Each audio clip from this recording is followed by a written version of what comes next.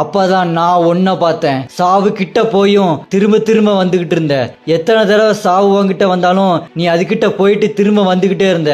நான் தான் ஒன்ன சூஸ் பண்ணேன். ஆனா அந்த ஆர்கிடெக்ட் ஒத்துக்கல. நான் அந்த ஆர்கிடெக்ட் கிட்ட ஆர்கியூ பண்ணி நீ தான் வேணும்ன்ற முடிவு எடுத்தேன் அப்படின்னு சொல்ல, ஜின்வோ அப்படி இருந்துமே என்னால உங்க பவரை யூஸ் பண்ண முடியல அப்படின்னு சொல்லுவான் பாருங்க. அதுக்கு சேடமனா இருக்கோ, அப்பதான் ஆர்கிடெக்ட் சிஸ்டம்னு ஒன்று உருவாக்கி என்னோட சக்தியை உனக்கு கொஞ்சம் கொஞ்சமா கடத்தினான். அதன் மூலமா தான் இது எல்லாமே சாத்தியமாச்சு அப்படின்னு சொல்ல நம்ம ஹீரோவோ, அப்ப எதுக்கு நீங்க ஆர்கிடெக்ட் துரோகம் பண்ணீங்க அப்படின்னு நம்ம ஹீரோ கேட்டதுக்கு அதுக்கு சேடமனா சொல்லுவான் பாருங்க.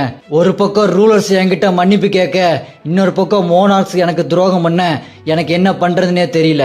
நான் என் வழியில எல்லாத்தையும் செய்யணும்னு நினைச்சேன். எனக்கு நீ முக்கியமா பட்ட, அதனால என்னவோ நான் துரோகம் பண்ணியிருக்கலாம். எது எப்படியோ நான் தான் உன்னோட துயரத்துக்கான சாட்சி.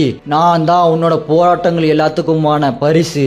என்னோட உடம்பு உனக்கு கிடைக்குதோ இல்ல என்னோட சக்தி உனக்கு கிடைக்குதோ, எது எப்படியோ நீனும் நானும் ஒண்ணுதான்.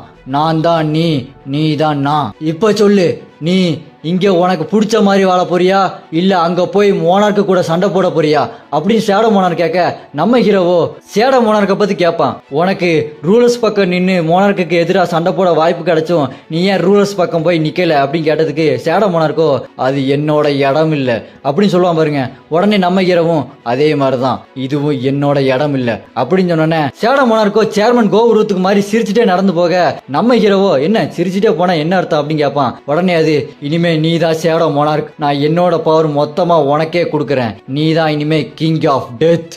இனிமே நீ தான் எல்லாத்தையுமே பார்த்துக்கணும். நான் போறேன். ஏன்னா நீ தான் நான் தான் நீ அப்படின்னு சொன்னதுக்கு அப்புறம்